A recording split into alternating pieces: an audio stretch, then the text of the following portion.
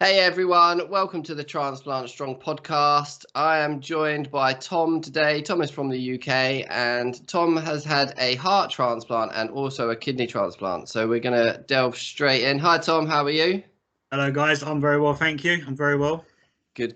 Thank you for joining us. So we've had a little discussion before. So do you want to sort of tell me a bit about how you ended up having a heart transplant? So just over 3 years ago now, October the 17th, 2021, I used to run a pub. I was always on my feet. It was very, very busy. One day I decided, I need someone to sort of help me out. So it was the day I was meant to be training someone to be more of an assistant manager, help me out. And somehow I decided to have a heart attack. The funny thing about that is I didn't actually know till the following day that I'd had a heart attack. Oh, really? Yeah, I'd woken up. I was vomiting quite a lot. I was being very, very sick. Nothing out of the ordinary as such, as in terms of like being sick. I didn't feel any strain. There was one point I jumped across my landing, and as I landed, I was like, oh, no, I'm going to be sick. So that was obviously the point that I had this heart attack. And it was the rest of the day I was absolutely fine. I'm a type 1 diabetic. My blood sugars were absolutely fine. So in terms you look at it, it was just a sickness bug maybe. Yeah. The following morning, my blood sugars went severely high. I went into DKA. So we phoned an ambulance. 3 paramedics arrived. And from there, it was like, done all the bits and bobs. And just before we walked out the door, one of them went, oh, we better do an ECG. And with that, one of them pulled my partner into the kitchen and said, please don't be alarmed, but your partner's had a massive heart attack. Wow. So blues and twos straight to my local hospital, straight into a cath lab. We tried to stent the heart. Unfortunately, it was too late. It was way over 24 hours since what we expected was this massive heart attack. So it was, unfortunately, we didn't catch it in time. I was told, you're young, you're pretty healthy. You will be able to survive on tablets. You will lead a normal life. I was sent home 3 days later, and then 4 days after that, I ended up back in hospital. I was suspected of having a stroke. My right arm went like completely dead. I couldn't lift it, couldn't do anything. We phoned an ambulance. It was like, we're going to be around 2 hours. So we drove to the hospital, got there straight into resus, and they was like, okay, we think you're having a stroke, but you are also having a heart attack. But we need to treat you for the stroke. So went and had, the CT done, etc. And no, you're not having a stroke, but your heart attack has come and gone, and you've got about sort of under 20% function left now. So from October 2021 up until the Christmas, I was passed around a few different hospitals. I went from Lister in Stevenage, Princess Alexandra. I was Lister. Oh, was you? Yeah.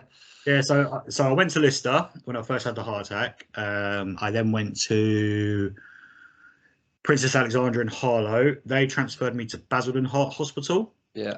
And this was in the December. Without being rude to the hospital, they was useless. Yeah. They didn't take me out of arrivals, considering it was meant to be this great heart hospital that I'd heard a lot about. They didn't take me out of arrivals, and 3 days later they was like, go home. Like, you're on the maximum amount of tablets we can give you. That's sort of it. And funny enough, my partner and my daughter had COVID, so my sister come and picked me up from Basel, and I said, I'm not going back home, because if I'm this ill, I can't be around people with COVID, etc. I went and stayed with my sister, who lives in Stevenage. A couple of days later, again, I ended up back in hospital, very, very unwell. So I spent my Christmas and New Year in hospital. I was rushed into intensive care on the 27th of December because my kidneys and liver were starting to fail and starting to shut down. Was that because of the meds, or just because of the heart? Just the heart losing function. And with your body's anatomy, the process of what your body does is it will protect your vital organs. So your 7 major organs, unfortunately, the least favorite is the kidney and liver. Yeah. So it's in terms of your body shutting down, they go first, and then your heart and brain are last. But we acted quite quickly. We got a central line in, but my INR was 9.4 or something, so my blood was so thin. Yeah. We put a central line in, and I bled out for over 24 hours. I spent New Year's Eve and New Year's Day getting blood transfusions. And it was the start of January. I think I went home on the 3rd of January. I think it was like the 10th or 11th.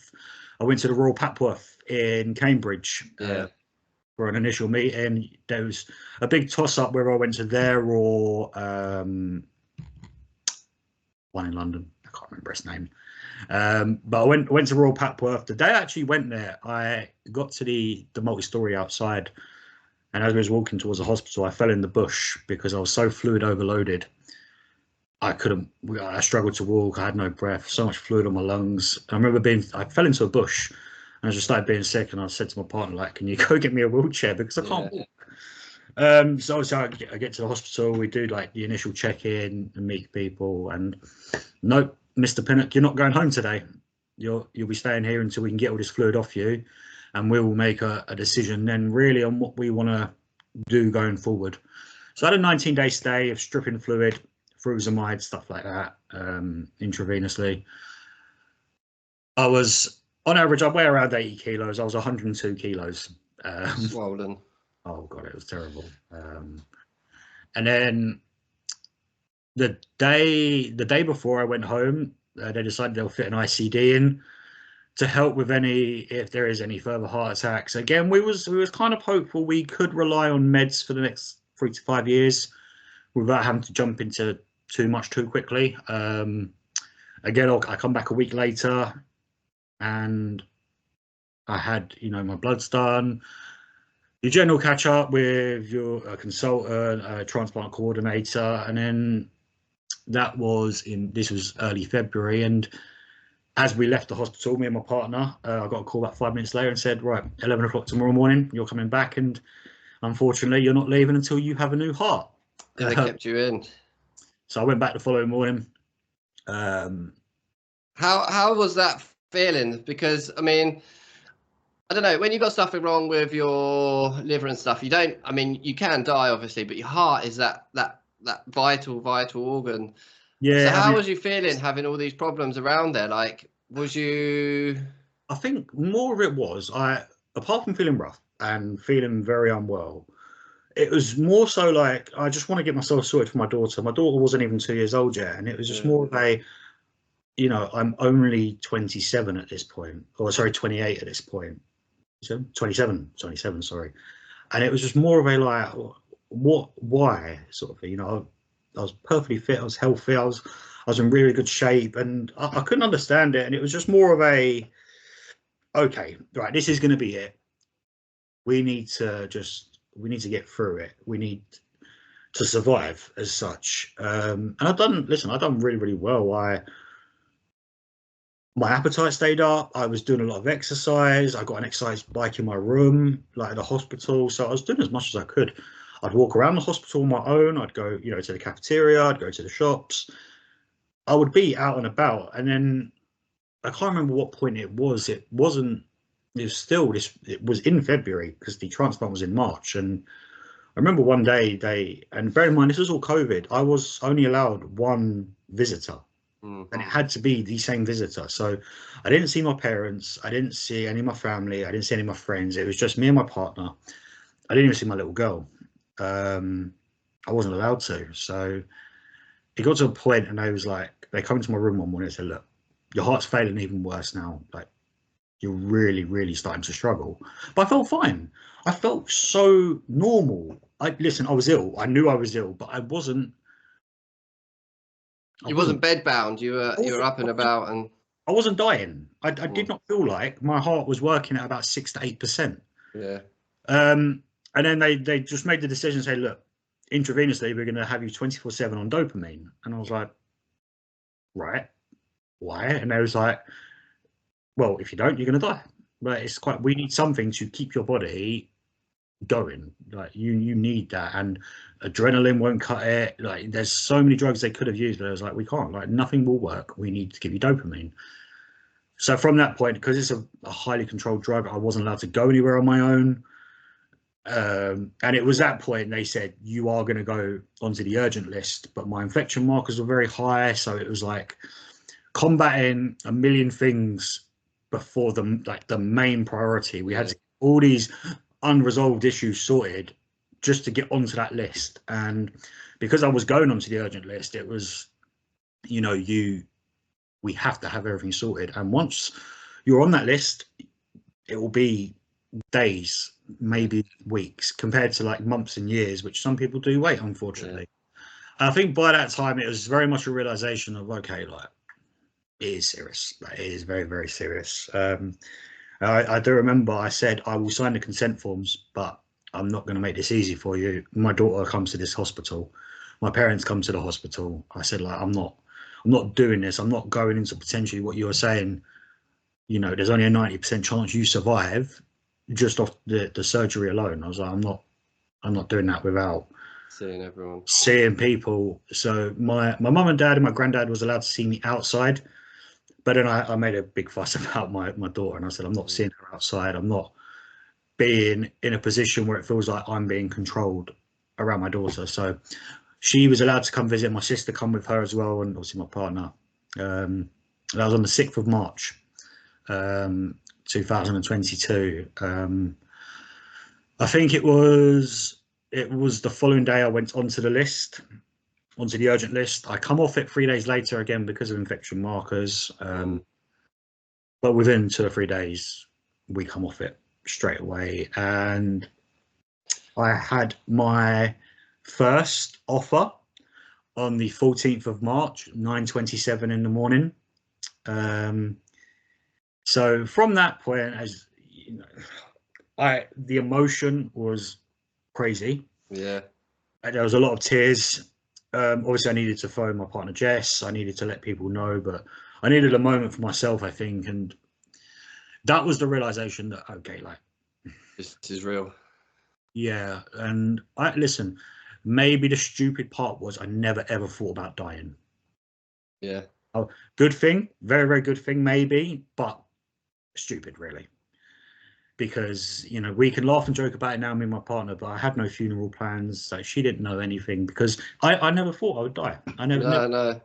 Never ever thought I would die. Never in a million years did I think, obviously, you'd be in that position. But when push comes to shove, I was like, all right, like, let's just go. Let's just do it. Like, I'm happy. Like, I'm ready to go. I'm ready to start living my life again. And considering it had only been like not even 5 months since this all started, and I'd spent the best part of 4 months of that in hospitals. Yeah. So I was like, I just want to go home. Yeah. I was like, what's the recovery time? There's like, you'll be asleep for 1 to 2 days. And I was like, brilliant. Like, that's the easy bit. And then you'll wake up, maybe 10 days, 2 weeks in intensive care, maybe sooner, depending on how you go. Get back onto the ward, you could be home within a month. So, yeah, brilliant. Cool. Like, let's go. Yeah. So yeah, I got a call early in the morning. I phoned obviously Jess, and a big shout out to someone she works with, Ellie. I remember I actually come across this last night as I was preparing for this, but she sent Jess a message at one point before, and she said, my car will never have less than half a tank of petrol. My phone will always be on loud next to my ear. When he gets that call, I will take you to the hospital. And God bless her, because she bought us, my favourite animal is a sloth. Yeah.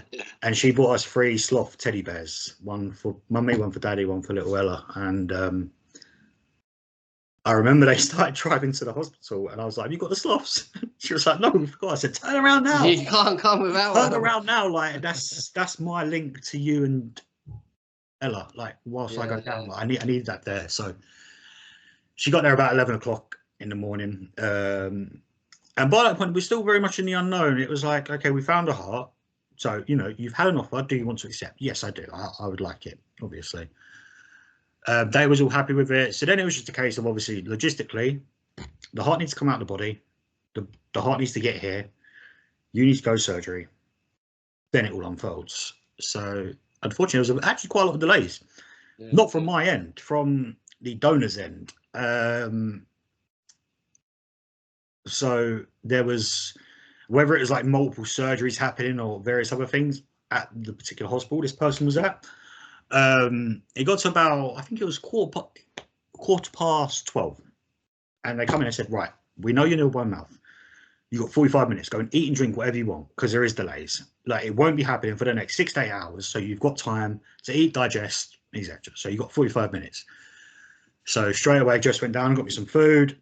I didn't even eat all of it, which was strange because I was starving as well. And then I sent Jess home. I said, like, look, there's no point you being here.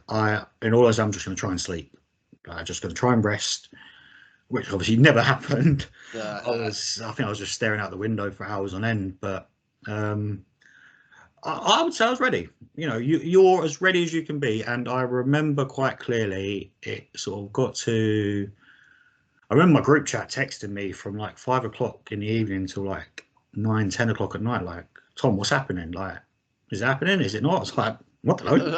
I don't know, mate. Like, you tell me. It's totally out of your control, isn't it? There was a lot of updates, and it was just like, look, we are hopeful this is still going ahead, but you must remember, once it comes here, we need to look at it as well. Yeah. So it'll be opened, it'll be looked at in the body, it'll come out of the body, it'll be looked at, it'll be on ice, it'll come straight to us. We will also look at it. Then whether it goes in your body or not, we won't know until we have that in our hand. And by that point, your chest will already be open. So it's like, okay, right. So that's big, isn't it? Because you'd think that they would obviously make sure that that was fine before they cut you open. But I'm not sure about the liver, because I haven't dwelled too much into sort of what happens with livers, etc. But it's like kidneys. Kidneys they need blood. Obviously. Yeah. Kidneys are very, very fragile. Hearts aren't as fragile. However, it just can't be damaged in any kind of way. Yeah. There's no second chances with hearts. And I suppose in prep time, i.e., it takes around 2 to 3 hours just to get the chest open and get in the position to take a heart out, let alone put it in and what can go on. An average surgery time, 6 to 8 hours. Wow. And there was a nurse at Royal Papworth. Her name's Imi. I'm not sure if she still works. I haven't been up to the ward in ages, but she used to come in she was my age again. She used to come into my room during the nights and steal my phone charger. We had like a really, really great relationship. She also knew the area I was from. So it was really nice to have someone again, like in the hospital. I was around 24/7 that I could just relate to. She walked down with me. Oh, sorry. Well, I'm missing out a big chunk. So it got to like 11. And I was like, yeah, it is going ahead. In about half hour or so, 45 minutes, we need you to get ready, shave your chest, put some nice underwear on, your gown, etc. I was like, yeah, okay, cool. We got the room ready because I'd been pretty much moved into Papworth. That room was like my own bedroom, you know. We tidied everything away. We got it all sorted. I had a shave of the beard. I shaved my chest. For your amusement here, I actually left the hair around my nipples just off what happened in surgery. So we wheeled down, and honest to God, I laughed my way into surgery. Yeah, I laughed, and Jess, my partner, bless her, she asked me to make the biggest promise in the world. Tom, please don't die. Yeah. I'll do my best. What a time to ask me, and I never broke a promise to her, and obviously I didn't start. But this is where the journey starts, really. Yeah. I think going into these things is because obviously your body does react to your thoughts, and thoughts are really, really important. So you saying, you know, going into this not really thinking about death, really positive, and just like, come on, let's just get this done. Let me get recovered. Like, I think that's really important, because if you do go in negative and you do go in expecting the worst, I think your body's under that stress. So when you finally go to sleep, your body will know that you've been under that stress as well. So, honestly, I try to make as many jokes as possible. I try to keep my spirits high, and I like to keep the people's spirits high that are around me as well. Yeah. Things are very doom and gloom, and they have been for the last couple of years in my life. But I try not to look at it in that way, and I try to see, you know, the positives and funny side of things. Yeah. I remember when, you know, we was in the anaesthetic room, they're going over everything. They're like, right, you know, we're ready to start. Like, we put the anaesthetic, and I said, what, you're not even going to tell me to count backwards from 10? And they're like, you're not a child, Tom. And this is more than a child's surgery. And I was like, 10, 9, 8. And then, yeah. Listen, that step of it was, you're walking into surgery. So if you've ever had any other surgery, if you've had a broken arm, broken leg, appendix, whatever it is, you know the crack. You go into your pre-operation room, you put to sleep, and then you go from there. So as far as I was aware, I was relieved that it was happening, and I was more excited to start my life again. In all honesty, I was prepared. I never looked at what could have been, and later in this story, you'll hear something, and it will revert back to this. And it's when you sign them consent forms and you read what can happen, you look at percentages, and they tell you. Even with percentages, nothing is guaranteed. They have to be as honest as they can with you. And obviously, you have to accept it. You have to accept your life is now in the hands of someone else. Now, when I had that heart attack, I accepted that my life was already in the hands of someone else. If they're controlling me by medicine, I can't make that call on what medicine I take. If they said to me, you've got to take 30 tablets a day, I'm not in control of it. I can't say, well, I only fancy taking 20 today. If that's the call, then that's the call. That's how you've got to play. So I was ready. Well, I heard you told your daughter at this point. How old was she? She wasn't even 2. So she was 20 in March. She'd have been 23 months. No. Yeah, 23, 22 months. Far too young to really understand what's going on. Yeah, apart from the fact, her dad was in hospital every single day. But she was too young to understand everything, and it was hard. It's a burden being a parent and not being able to be a parent. Yeah, I can imagine. There's only so much that money, pictures, and objects can do. She knew my love was there, and I knew her love was there, but it was just in the air. There wasn't that physical love there because we couldn't be with each other. And as a 22-month-year-old, when I did see her on the 6th of March, she's just running around. Because we was on the top floor, level 5 at Papworth, she's looking out the windows going, ooh, hi. And I'm like, just give me a cuddle, please. Like, this is serious. But obviously she don't know, so you have to just put that aside, and you just have to think, all right, for this moment in time, I'm not ill. I'm a parent. I'm Tom. Like, I'm not ill, Tom. I'm not. They're going to open my chest, Tom. They're not. My life is literally on the line. I'm Tom. I'm your dad. I'm the parent here. And it was hard. Obviously, it was very, very hard. In my room, Jess printed out, hundreds of photos for me, and I'd pick them. I'd blue tack them around the wall. So she was always with me. But it killed me inside. It killed me inside. I never really thought about it. I've interviewed people with children, but I never really thought about it. And I didn't have children. I didn't even have a girlfriend. I pretty much had nothing at the time, apart from a small selection of family. So when I went in, I didn't feel like I had anything to lose, but I could totally imagine if I had a 1 or 2 year old kid and I was looking at them before I went down to surgery, I'd just be like, please get me through this, because I need to see them get older. 1,000,000%. Listen, that is at the forefront of your mind, but then you also have to be a bit adult about it as well. You have to think, okay, right, it might not work out. So then you've got to put that aside and cherish what you have in that moment in time. And I think people in that hospital got bored of me talking about how much, Jess and Ella means to me. They might have, but I had to express it to people, and I had to let people know, because I think the fight in me had to come from within deep. And listen, I speak to a lot of transplant patients, people who are waiting for transplants, people who have had them, people who have gone wrong, people who have died. And I've met them all now, and this sounds horrible. I don't have empathy. For them. It's black and white to me. You have to be positive enough that things are going to be okay. Otherwise, you're adding more doubt not to yourself, but you're just adding more doubt, I think, to like you said earlier, the feeling in the room. Yeah.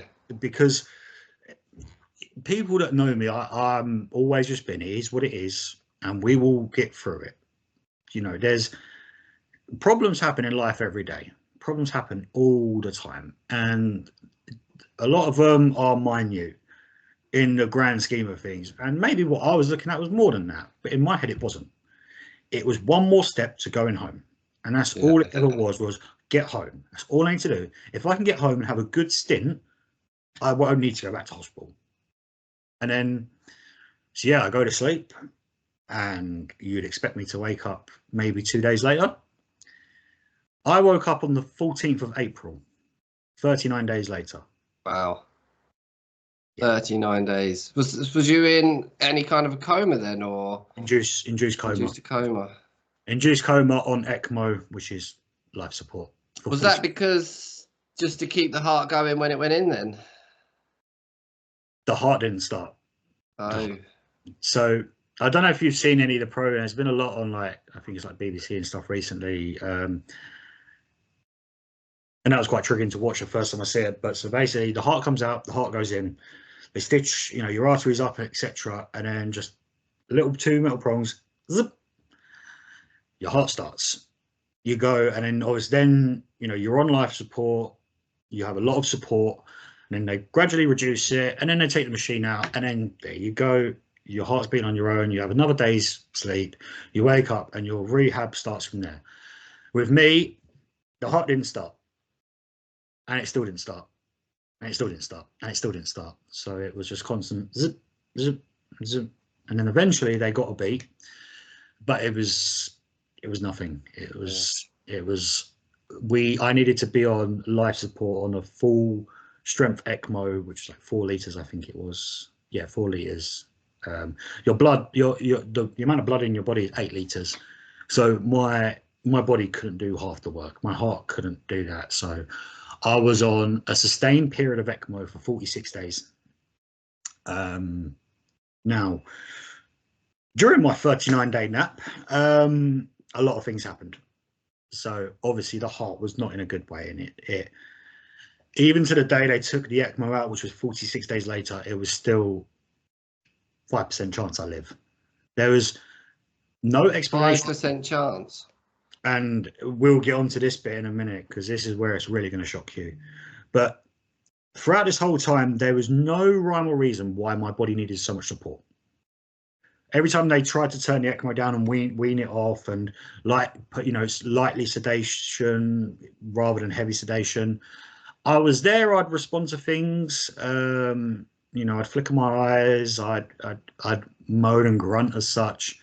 And I used to make it clear when I was being washed that I didn't like it if I was on light sedation.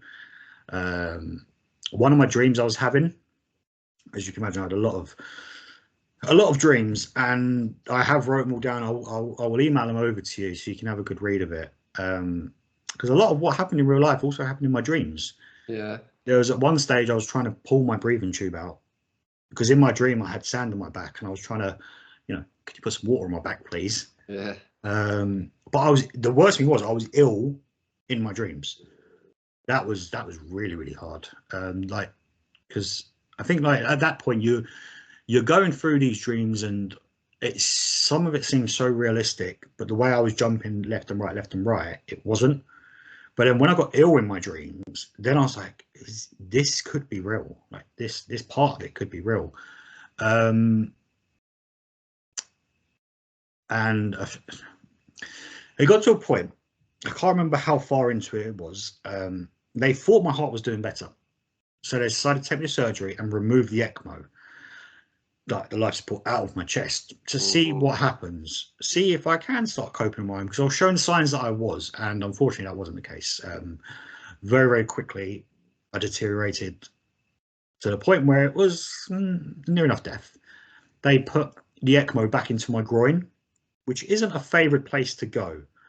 But obviously I just had it taken out of my chest, so I didn't want to dive straight back into it.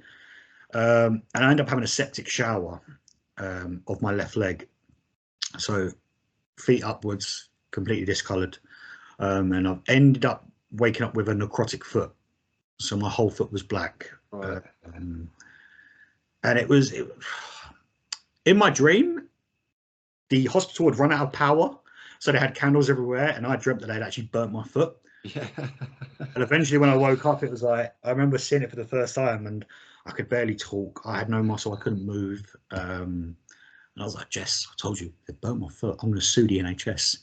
And then like she looked at the intensive care nurse and was like, we need to tell him. And then that's when I learned what had happened. So yeah.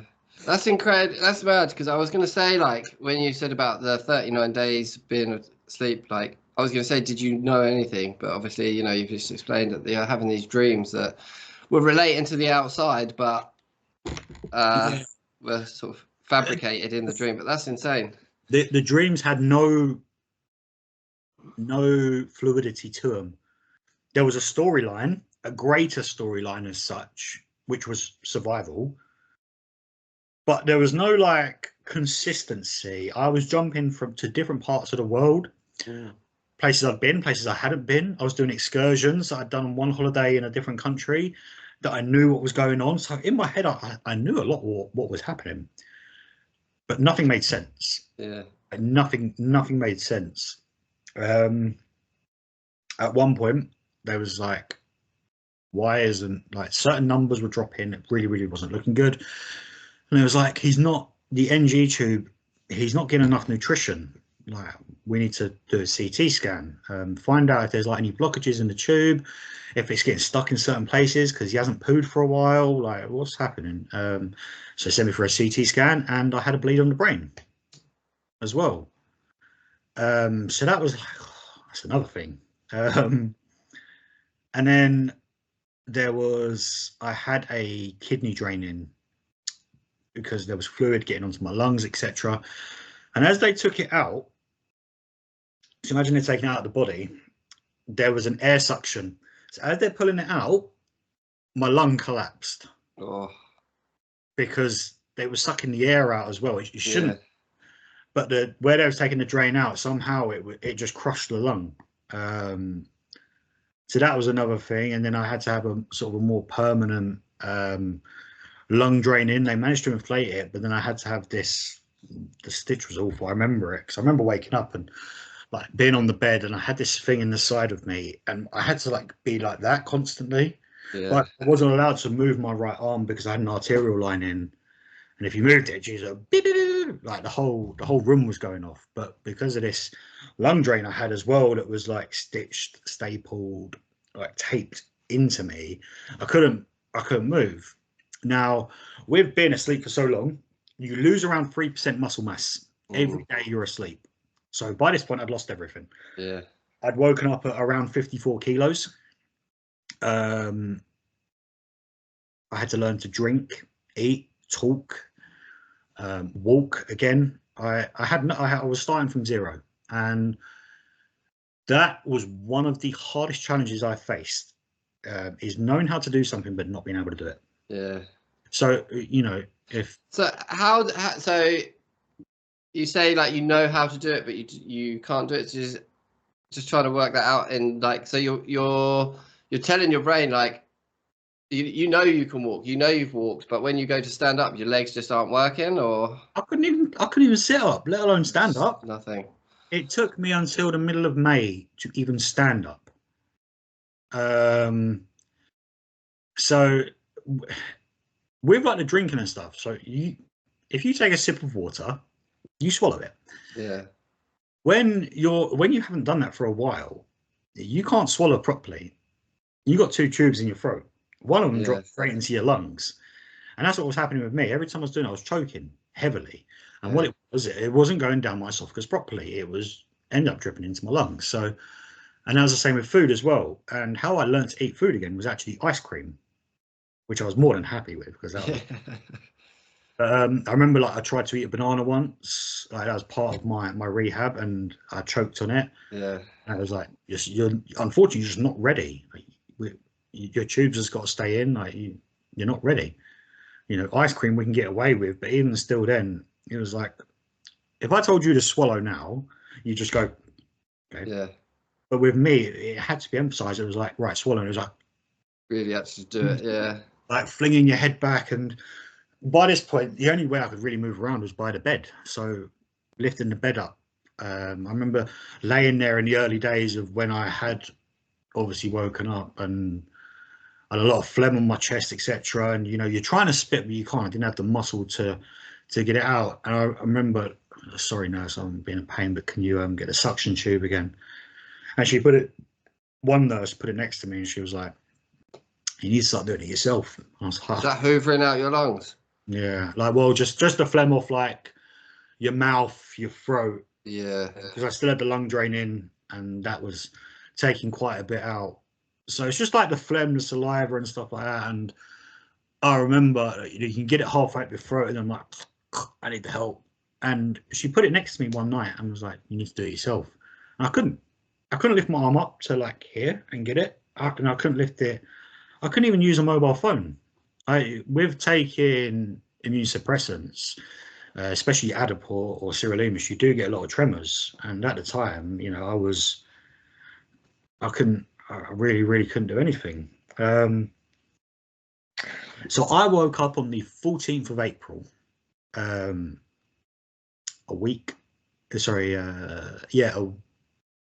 just over a week until my daughter's second birthday. Imagine the day before your daughter's birthday, they say, right, tomorrow's the day we're taking your life support off. You can't survive on life support. It's not fair. We need to take you off. We need to see what has happened to you. However, we won't be putting them back in. You can't live on life support forever. It's not fair to a body. So and Jess was like, but it's his daughter's birthday tomorrow. You can't do it tomorrow. What happens if he dies? And I said, he's probably going to die. And I remember at one point, Jess told me this, and I've got it all wrote down, but they said, we will not give up on Tom. We will keep trying, but there will be a point where his body can't take it anymore. It's not fair on him. And she said to him, and then what? And he said, well, he dies. Like, you knew the risk going into this. No one expected this. No one expected what has happened, but he will die. He has around a 2 to 5% chance that he will survive this, that he will wake up and push through it all. It was a slim to nothing chance. So my daughter's birthday, I remember the night nurse, her name was Fran, and you have like a set amount of time you can take for your break. She wouldn't take it till like 5, 6 o'clock in the morning. I remember I was awake all night, in that situation. He was like, tomorrow I probably am going to die. But I was ready. It sounds really, really stupid. I think I was ready. I was ready to just dive headfirst into it again. And see, my stupid little motto I always say to myself is, I am Tom Pinnock. I can do anything. Put it in front of me and I'll work it out. It's not a game of chess. This was just a game with myself, I think. Yeah. That's how I looked at it. And I remember saying to this nurse, I was like, is this really going to be it? And she was like, don't think of it like that. And I said, I didn't got my daughter a birthday present. Right. Well, obviously I haven't been able to because I've been asleep for so long. I couldn't do anything. And she said, all right, well, on my break, I'll go get her a teddy bear. And she did, bless her. I FaceTime Ella in the morning. And, happy birthday, darling. I hope, you have a lovely day. And I promise I will speak to you later on. Daddy's got to go have a little surgery. Okay. But she didn't understand. This was her second birthday. This day was about her. But then imagine how that reciprocated onto Jess and my parents, Jess's parents, everyone else around. We're meant to be celebrating, a second birthday. But instead you're sitting there for God knows how many hours on end, just waiting. Yeah, just one phone call. Did it go well or did it not? And it went well. It went well. It took longer than expected, as with all my heart surgery. I said there's meant to be 6 to 8 hours. It was around 18 hours I was in surgery for. Really? Yeah, so, or 16 hours or so. You don't do things lightly, Tom. Well, that's just it, isn't it?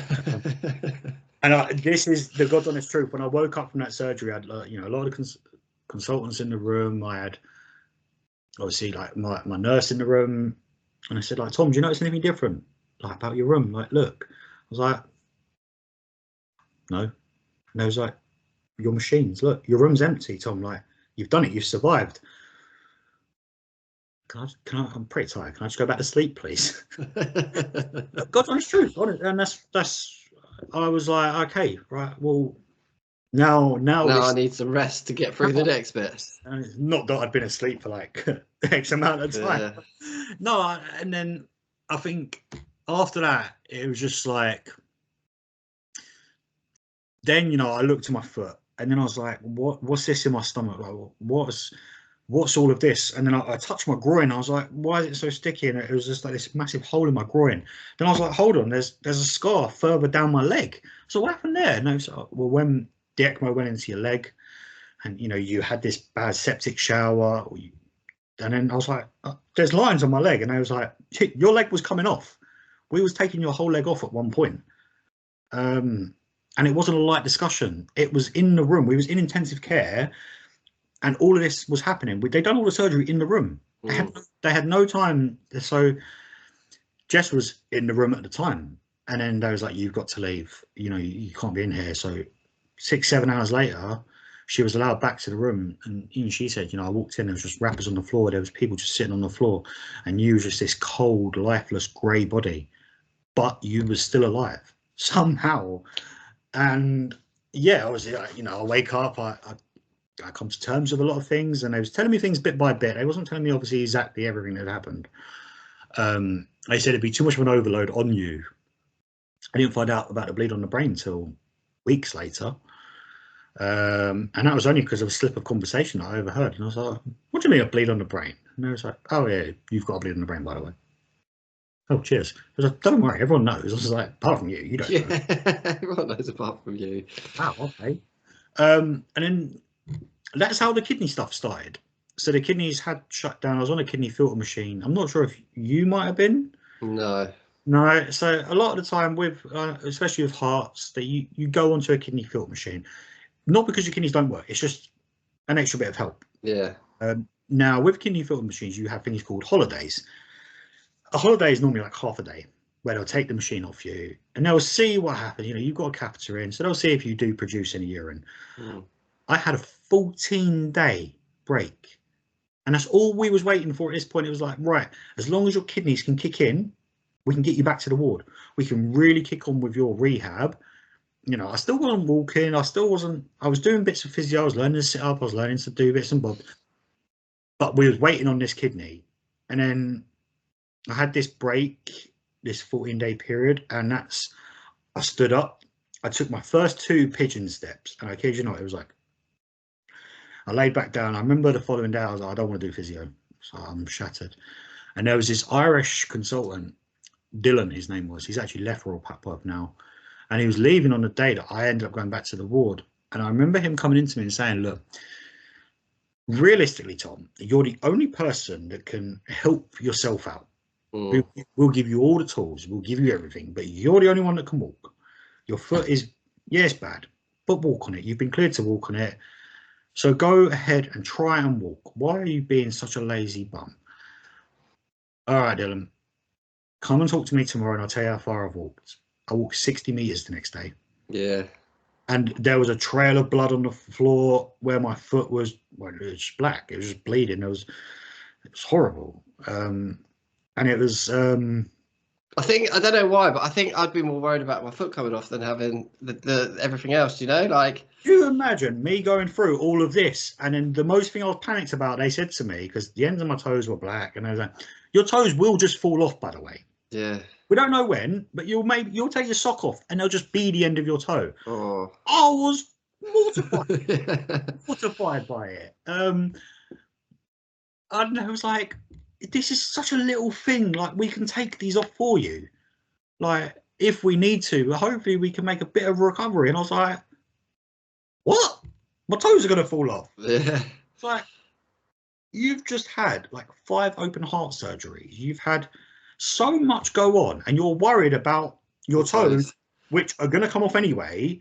Like, regardless, you're worried about them falling off. And I was like, yeah, I don't want to wake up take my sock off, and there'd be a toe in the end of my bed. What happens if I get home, they fall off, my cat steals it and eats it? Honest to God, that was more of a concern for me than what was happening in reality. So yeah, I walked the 60 meters and then I never looked back, and then I've done that every single day. And one day, the kid, they just said, like, look, your kidneys aren't working. And I remember my consultant was like, I'm going to go get my friend from Addenbrooke's over, have a little chat with you. And he come in, hello, I'm Dr. Torpy. Have you ever heard of dialysis? And I went, nope. But does that mean I can go home quicker? They looked at each other, yeah. I went, whatever it is, I'll do it. I didn't know that would now consume my life. Yeah. So the following day I had a chest catheter put in. And then I went for my first dialysis session. And then from then it was 4 hours, 15 minutes, 3 times a week. Tuesday, Thursday, Saturdays. This was on the 1st of June. 1st or 2nd of June I started this. I think it was the 2nd of June. No, it was the 1st of June, because on the 2nd of June I was wheeled back up to the ward. Nice. So that for me was the biggest goal. It wasn't surviving. I just wanted to get back up to the ward, see the people that I'd grown to love, all my nurses up there, my hospital mum, my hospital best friend. I'll go up there and they're like, by the way, all of your friends on the ward, they've all had their transplants and gone home. And I was like, what? Was I asleep for that long? Like, really? And they're like, yeah, no, seriously, like everyone's doing really, really well. They've all gone home. Now let's get you home. And I had Jess's birthday on the 17th of June. I was still in hospital for that. 24th of June, I come home. 24th of June, I come home. I suppose as ready as you can be to start your new life, but it wasn't a life for me. I was still on dialysis. I was a very frail and weak person. When you woke up, had you seen pictures of yourself? Or did you? No, didn't take a single photo. No, because I think to me as well, like that would be the shock to see myself so weak and frail after. Do you know what? Going to sleep, I have so many people that I follow, that I speak to, and they document the life out of it. Yeah. And I'm so glad I didn't. Yeah. I'm so glad there's not a picture of me asleep on a bed. I'm so glad there's nothing that I can look back on and have bad memories of. Yeah. If you go through all the pictures on my phone, they're happy. They're all happy. There's some horrible photos, many of my foot and stuff like that, and of scars, but I have no bad images. Yeah, the only bad images, unfortunately, are in my head and Jess's head. Mainly Jess's head, not actually mine, because I was asleep. But yeah, I think, my PTSD, my suffering as such, is mine to myself, which is the way I would prefer it. I see people who document their stories, and I think it's lovely, maybe for yourself, as a indicator to look back on how far you've come. But when I think you go over my story, I don't want to remember what it was. I think if you look at me, you should look at me as in, like, you've explained all of this, but as you said, you look so well. Yeah. That's what I want my story to be remembered by, is how close we came to nothing, to looking at me now and thinking, you haven't had all of that done to you. No chance. Yeah. Like, I don't believe your story. That's what I want people to say. I don't believe your story. Because it's terrible. It's shocking. Listen, I suffer tremendously. There's not a day goes past where I don't have to look at a piece of text or an image or a thought pops up, and it's in everything. It's in everything. It's in the sky, it's in the ground, it's in everything around me. Reminds me of something. And that's something that I deal with on my own, and I deal very, very well on my own with it. Obviously I suffer, as I'm sure you have your moments, And I'm sure everybody who's had any kind of procedure might have a little flashback here and there. But did you have any counselling? Yes, Yeah. So I was diagnosed with extreme PTSD. Yeah, I didn't know there was extreme PTSD, and obviously like depression, etc. And I needed counselling. I needed a lot of counselling. I had renal counselling because obviously I was going to dialysis, so I was using their counsellor, and that was very, very good. And then I needed more. I went through a period just before the kidney transplant. I was like, I really, really need to see someone and listen. It was down to people. And I'll be honest, because I wanted to record a podcast before and I never felt like I could get the right message across. Yeah. But a lot of why I needed counselling was because of people around me, in all honesty. It's like so many people do so much for you when things are bad. But when you start to get better, which is, I would say, when you need people more, that's when I lost people. And people might argue against me and say, you never lost us, blah, blah, blah. Well, where are you then? Yeah. Listen, I'm a people person. I love people. I love my life. I love my life before. And I prided myself on being that person you could come to and I would help you. And I would like to say I had more than 4, 5, 6 handfuls of people. And now I don't have them. Yeah. People who claimed to have done so much for me in the wrong context. And the wrong context is, well, we donated so much money, we done this, we done that. Money is not what I needed. I needed friendships. I needed people that check up on me. And it becomes a one-way street, maybe a two-way street. You know, it should be a two-way street. It should be me checking up on you, you checking up on me. And I lost friends. Because I had to make that decision. I'm like, where have you been? Where's your check-ins been? Where's this been? And now, listen, I'll still speak to them people, but it doesn't mean that I respect them, because I lost a lot of respect for people. And that's what I was saying to you earlier. I've lost empathy. I don't feel sorry for people. I think you have a choice. And it comes down to stuff like fight or flight, right? Why not fight? Why not fight? Instead of flying or running away, why not stand there on your own 2 feet and put up a fight? So that's why I don't have the empathy anymore. I think I look at people and I look at your circumstances and I make my own call on things. And I think, you know what it is. We are not in control of certain aspects of things that happen to us. I have seen people abuse their bodies, drugs and drink, left, right and centre every single day of the week. And there's not a single thing wrong with them. Yeah, I know people the same. I worked as a nightclub manager, and I had friends at the time and now they come out the other side. They've stopped now, but you know they're just fine. That's it. And listen, I respect people, and I respect, you know, people. Oh well, we're getting older. People, okay, but why am I still checking in with people then? Yeah. But if everyone's getting older, and that's why people don't speak to you anymore. Why am I not doing that? Why do I still feel the urge to check in on people? Yeah.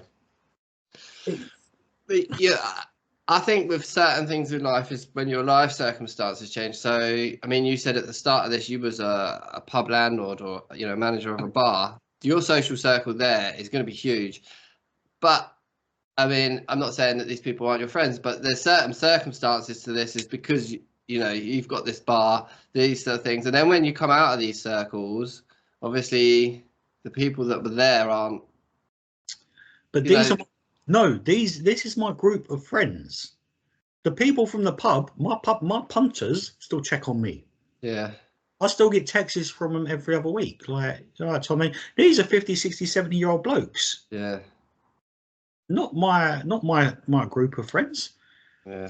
So listen, I can sit here and moan about everyone, and they might say the same to me. They say, well, you don't check in on us anymore. Well, okay, that's a circle of life then. Yeah.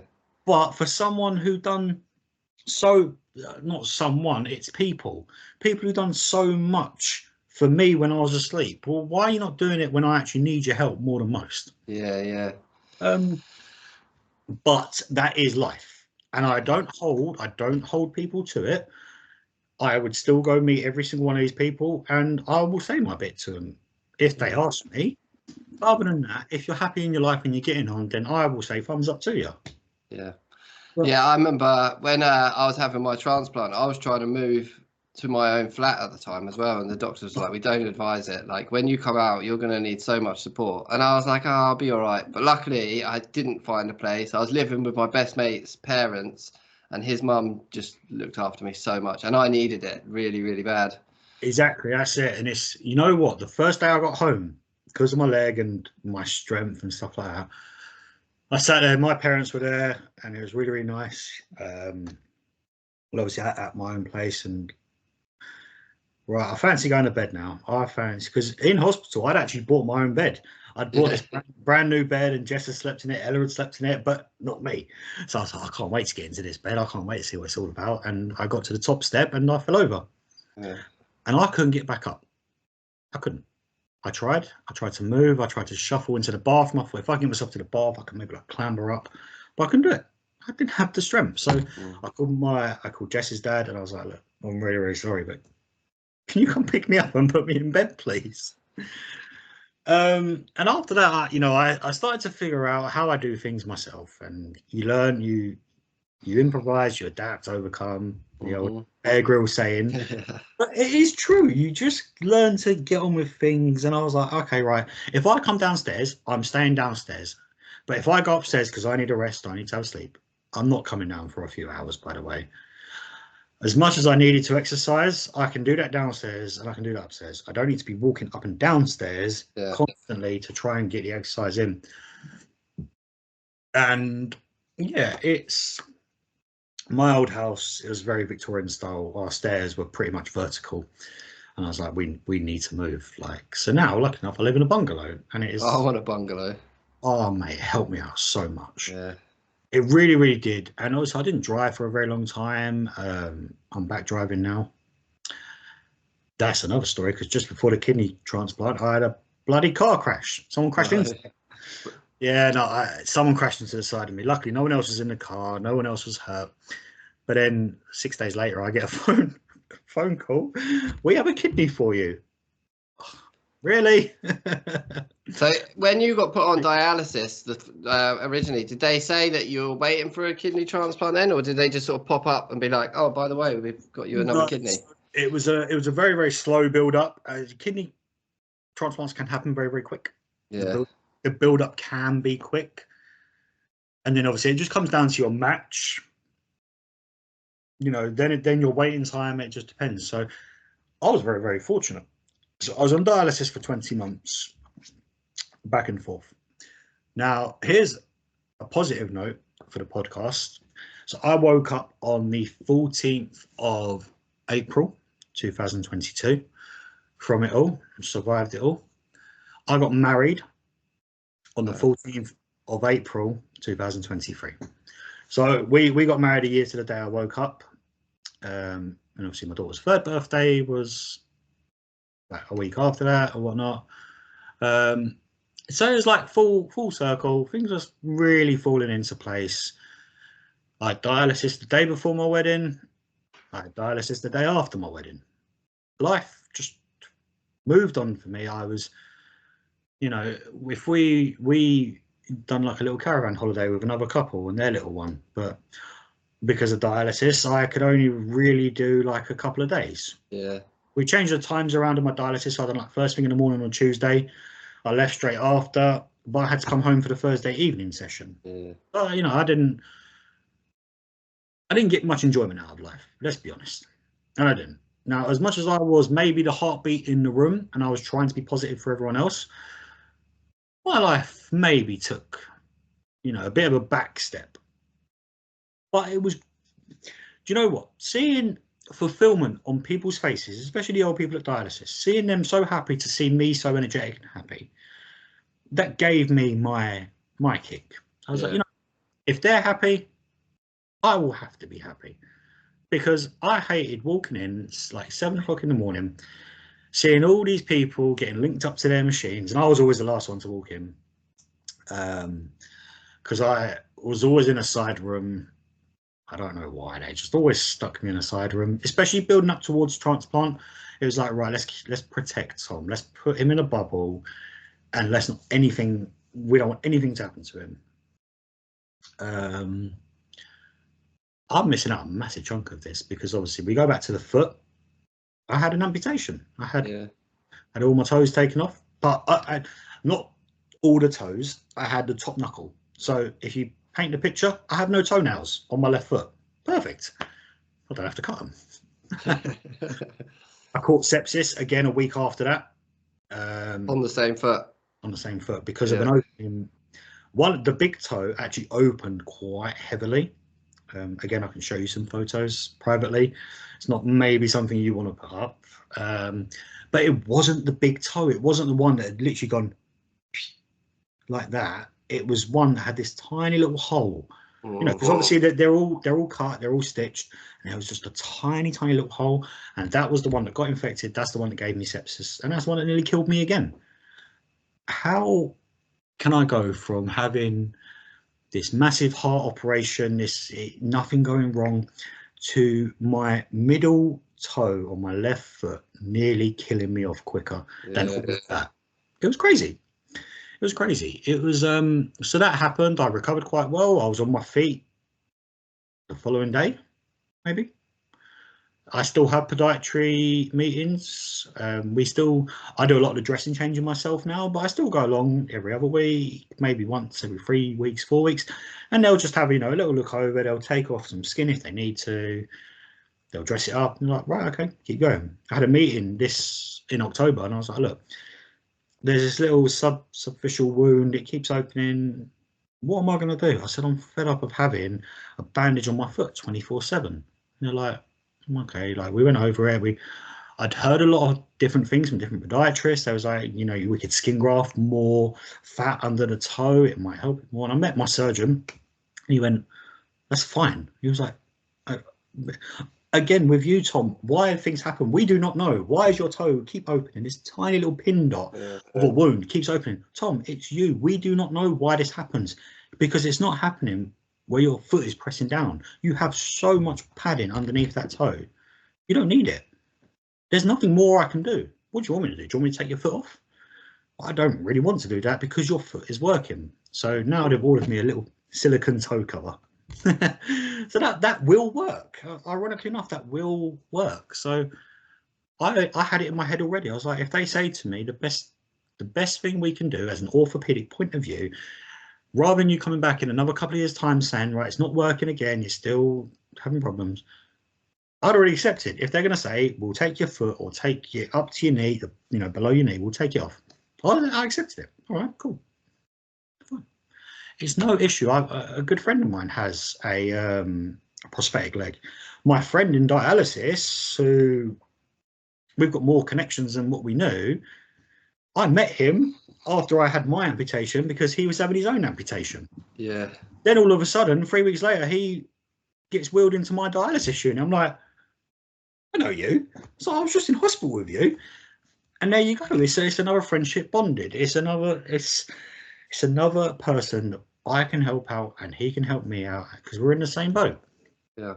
He hasn't had his transplant yet, but he's still waiting. But he's good and everything was good. So yeah, leading up to the kidney in February this year, I actually had an offer for one, and ironically enough, we was having a family photo done that was a wedding present. So we had the session done. We'd gone back a couple of weeks later to look at all the photos and decide on what package we wanted to buy. So I'm talking to the owner of the studios in Cheshunt, and he's like, so what happens next for you? I was like, literally, my phone starts ringing. I pick it up. Hello, we have a kidney for you. These are the bits and bits. Would you like to accept it? That is how it's. Sorry. No worries at all. So yeah, I'm sitting there. I'm explaining to this photographer. He owns the whole place. How it's ring, ring, ring, ring. My phone starts ringing, don't it? Hello. And they told me it'd be a private number. So, you have all this, you have your build up, as you do with any other transplant. You have a good build up, make sure your body's nice and strong. My heart was working so well. They was like, as they were doing it, they was like, you said you had a transplanted heart. I was like, yeah. I was like, are you sure? I was like, this don't seem right. Your heart seems fine. I was like, well, I mean, I have. Like, look at you've got my medical history in front of you. Yes, I have. And he's like, but, so he finished it and he was like, no, seriously, come and look at this. And he brought up another person's heart. I don't know who it was. It was another male, slightly older than me. And he literally put them next to each other and he showed me a video of them both beating. He was like, you tell me what the difference is. There is no difference. Honestly, look how well you're doing. Okay, but we're not here for that. We are here for, can I have a transplant? And he went, of course you can. Look at it. It's fine. Brilliant. So how that works then is, it's like, okay, you get put onto a waiting list. Now, Mr. Pinnock, how long have you been on dialysis for? 18 months at this point. Okay, well, you're going to have it done at Adam Brooks in Cambridge. Okay. The waiting time is around 18 months. So let's 18 minus 18 equals 0. Okay, right, you're near enough top of the list. Like, pardon? How does that work? And he went, no, seriously, like, once a match comes up, you will be one of the first people we call that matches your blood and tissue type. There you go. And my sister was going to give me a kidney. However, when she got passed on to Adam Brooks, she'd done all of her tests with Lister. Yeah, all good to go. It looks like, you're a very, very suitable match. And they passed her over to Adam Brooks. They'd done a more in-depth blood test and was like, you're actually quite ill yourself. So no, you can't give your brother a kidney. And they was looking down the line of she might have lupus, which is obviously an immune system problem. And I was kind of happy my sister couldn't. And I was mainly thinking of my mum at this point. I was like, is she really going to want 2 kids under the knife at the same time? So yeah, I was ready for transplant. It was just waiting for the call. So I get the call whilst we're picking these photos, and they said to me, like, look, really, really good kidney for you. However, it is a type 1 diabetic's kidney. And now I have type 1 diabetes. So there was like, could create more antibodies. And I said, okay, what is your opinion? Okay, well, we would consider it maybe a bit more. The option is there if you want it. Nope, I don't want it. Nope. Yeah. What kind of confidence have you filled me with? I do not want it. Okay, thank you. Call me when you get the next one. And that was it.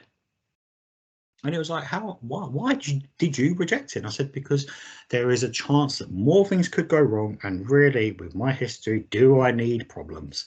No. Yeah. If they're not 100%, then don't go for it.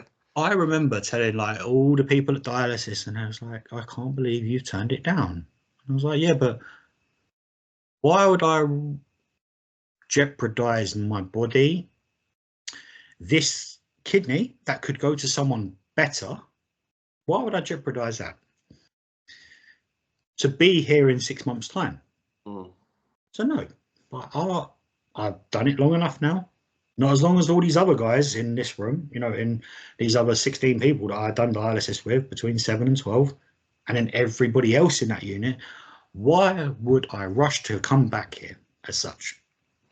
And that's how it went. 2 weeks later, I got the phone call on a Saturday night. I remember it clear as day. Jess was putting Ella to bed and I was sitting on the sofa just minding my own business. My phone rang. It was a mobile number again. And I said, Jess, I think this is it. There we go. That was it. I had always planned that I would drive myself to the hospital. Jess could drive home. And she went, you think I'm going to be able to drive home when you go under the knife? I went, oh, okay, touche. So her dad come and drove us to the hospital. Obviously, her mum looked after Ella. And Ella was going to sleep. So, Did they not pick you up in an ambulance? I only live 25 minutes from the hospital, half hour. Because I for my liver, because I was not going to Lister, I was going to King's. They would just send an ambulance every time. Yeah, no, there was that option. They said, do you want us to send a taxi? And I was, just down the road. Use it for someone else. Use it for someone who needs it. I have never been one to rely on transport or this or that when I can do it myself. Yeah. Because I had the people around me that could, I've got a big family, Jess got a good family, and we, between my friends, her friends, anyone can help. So I never needed that extra service when I knew I had people around day and night who could help. Yeah. Because they would drop everything for me. So in that sense, I didn't need it. And it was absolutely belting down with rain, and we're just driving. And Jess is very upset, as you can imagine. For the second time in her life, she's going to ask me to make a promise. Don't die. We get to Addenbrooke's. I get up to the ward, and I suppose I must have been there quicker than they was expected, because they said get here as soon as possible. So I did. And they was like, who are you? I was like, Tommy Pinnock. I got phoned to come here for a transplant. Oh, we don't have any room at the moment.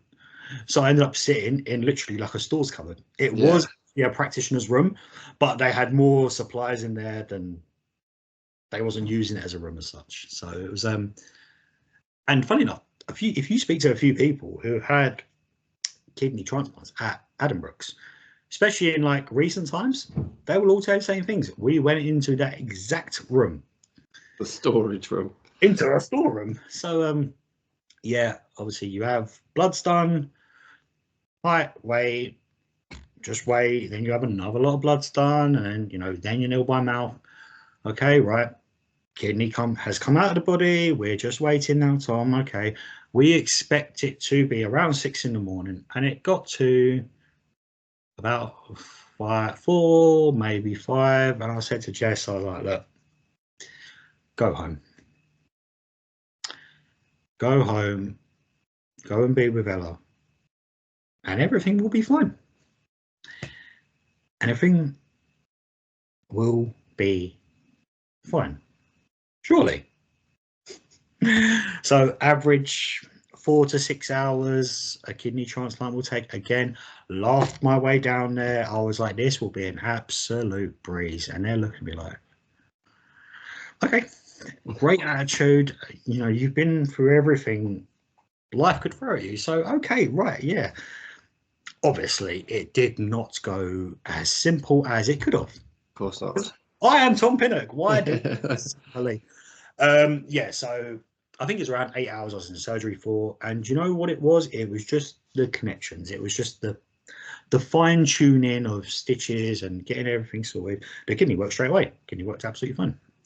It was just more of like hitting the nitty gritty things, but it worked. Yeah. So I wake up on, this was Sunday morning. I went down about 6 a.m. I didn't wake up till gone 5 in the evening. So you can imagine everyone is throwing their arms in the air in my circle as such.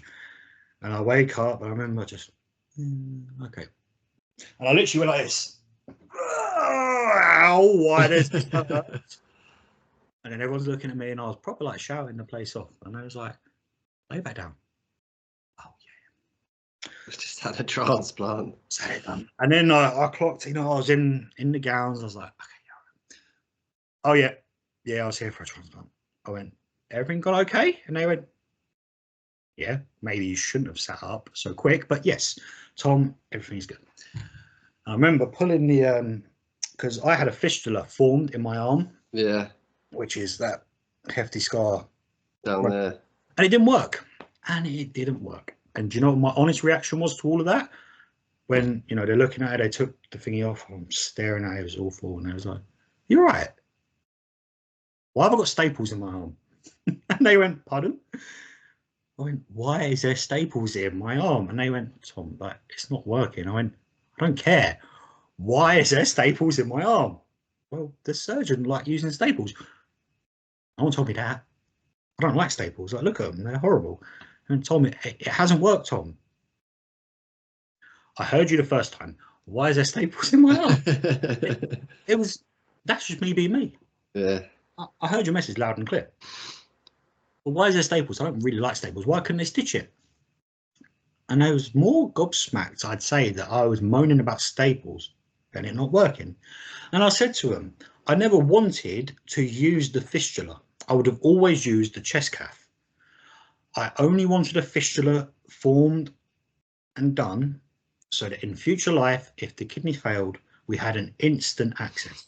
So I didn't have to have this line in my chest so that when I showered, I had to, wash around it, and not being able to shower on my left breast, my right hand side, sorry, my right breast, and then also having my foot bandaged and having that either in the like the little silicone shoe thing or having it rested outside of the shower. I don't want to have an awkward shower. I like having a shower. Let me do it easily. So it didn't work. And then obviously I woke up. I remember pulling the gown back and I was like, oh. And I was like, are you right? I was like, oh, I've got staples again. And it was just such, there was like, what's wrong with you? Everything. And I was just like, because I am alive. So I am that. Well, you'll get to know me now over the next couple of days. I'm going to moan this place down. And so I did. I was out of recovery and HDU in under a day. Nice. Monday morning, right, let's do some physio. Oh, was it Monday? It might have been a Tuesday morning. Surgery was on Sunday, that's it. Moved out of HDU Monday night, so not even 24 hours in there. And they said, Mr. Pinnock, you'll be in there for a minimum of 3 days. I was sitting up, walking around. I was like, that don't sound like fun to me. Physio on the Tuesday morning. Okay, right. Can you get up? Yep. I literally just went, wallop, rolled out of bed. I started walking. I was like, whoa. We're not walking anywhere just yet. I was like, yeah, we are. I know exactly. Remember, I've been through this. Yeah. So I walked and I was like, do you live in a house? I was like, no, I live in a bungalow.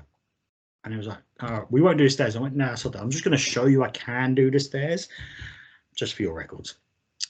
And honestly, after about 15 minutes of physio, he literally went, you don't need any more physio. You're fine, mate.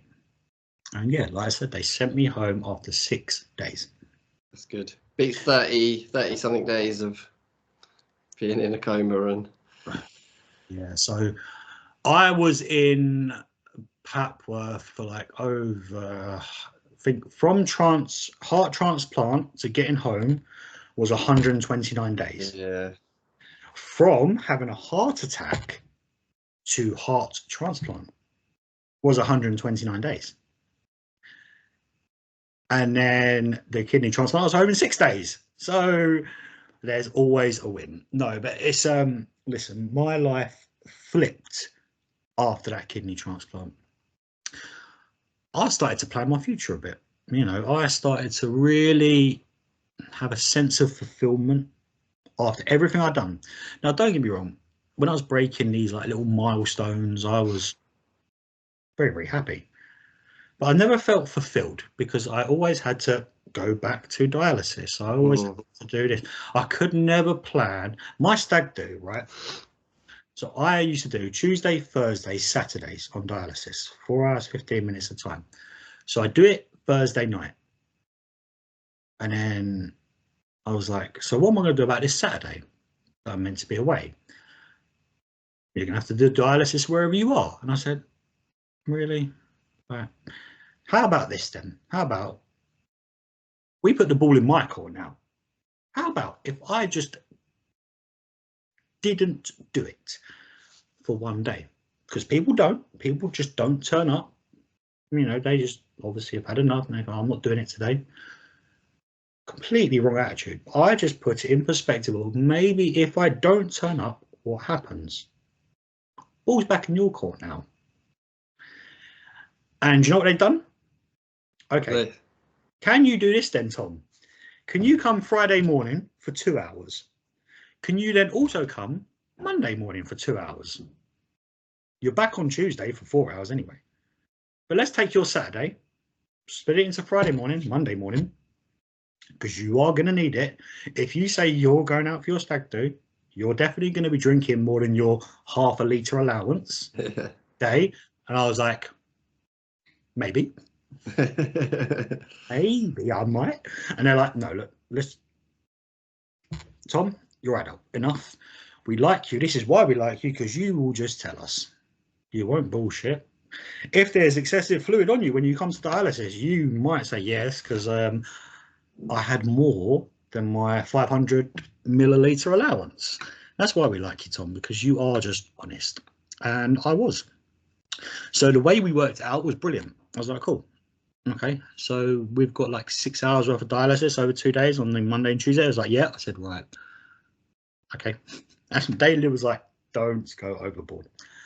And I won't. And when I come back to dialysis on a Monday, there was only like under 2 litres that needed to come off.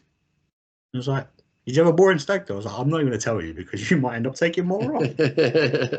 But no, listen, things started to pan out well. And then after the kidney transplant, I had a look in the mirror, and I think it was Jess's mum said this to me. She said, "You're feeling different." And I was like, yeah, I really, really do. She said, I'm so glad you've said that, because do you realise how much in everyone else's eyes you have changed now? And I was like, what do you mean? She said, you were so ill, Tom. You realise that yet? And after like a couple of days of thinking about it, I was like, Jesus Christ, how ill was I? Dialysis was taking it out of me so much. And I used to think that it wasn't, but in hindsight, it was. Yeah. It's horrible. But let's now look past that, because I have gone, I would say, from strength to strength, but it was never just that easy, because why would we do things easy? Yeah. If you're home after 6 days, then are things too good to be true? I mean, you are Tom Pinnock, I suppose. So yes, no, things did not go to plan. Unfortunately, with kidney transplants, you normally retain like a pocket of fluid around the transplanted organ. Completely common. I had like 2 or 3. I had like a little one, and like a bigger one, and like a bigger chamber. It's just where space is. It's just fluid drips into it. Yeah. Unfortunately, the second pocket of fluid I had, it didn't get like big, but it was just there. But the pressure of the fluid in there started pressing against a vein. It just happened to be my iliac vein. So my leg started to swell. Oh. I went to clinic because I was going like once every like week at this point, and I was like, okay, your leg's swelling up there. Go have an ultrasound. They called me again about 4:30 that evening after I'd been home, and I was like, look, get yourself to the hospital right now. Go to A&E. And I was like, can't I just come when there's a bed available? And I was like, Mr. Pinnock, get yourself to A&E right now. I was like, okay. So I went to A&E. I was like, hi, I'm Tom Pinnock. I got told, yep, go sit over there, please. Okay. I waited like maybe a couple of hours, and they just come and got me there. So I was like, right, where are we going now? CT scan. Why? No one's really explained. Because your leg vein, your iliac vein that runs from your heart to your leg, yeah, that's crushed. And now if we do not CT, find the blockage and drain you, your right leg is coming off tonight. Oh shit. What? Pardon? What did you just say? All right, let's go. Let's get this done. Cannula in, CT dye in, straight through the CT, straight back out into resus, or this little side room in majors. It might have just been major. I don't think it was resus. I think it was straight into majors. And I sat there till about 6 in the morning, and then this nurse, I can't forget her because she had ginger hair, and I made her hold my hand. Straight to ultrasound again. And I was like, why are we here? And then I see my kidney consultant, and then I see the professor next to him, and I was like, oh no, what is happening? And I was like, right, what we're going to do is we're going to stick a needle in you. I was like, okay. I mean, I'm diabetic. I do that like 4 times a day. Yeah. What's special about this needle? Right? No, we're popping your stomach. And I was like, huh? So they laid down, they find where they want to find this pocket of fluid. Oh. And I remember I started to feel a bit wet, and I'm holding this nurse's hand. I didn't need to because it actually didn't hurt at all. I was like, what's happening? She went, if I tell you to look down, are you going to look down? If you tell me not to look down, then I might look down. She went, don't look down. And it was just like a fountain. Blood? No, fluid. Oh, just fluid coming out from where all that. Just this. What colour is it? Just clear. It's clear. Just clear. So by this point, my stomach, where this little needle is, it's spraying. It's like a fountain. Yeah, it's yeah. dying down, and then it's just, then, you know, they patch it up. I was like,